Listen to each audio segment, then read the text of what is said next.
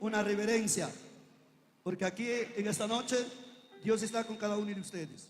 Si crees a ese Dios, si temes a ese Dios, estés con reverencia. Señores, señoras, público en general, ¿cuánto cree que Dios está en este lugar? Alce la mano los que creen que Dios está aquí en este lugar. Quiero decir, hermanos, en esta noche, Dios no está dentro de cuatro paredes.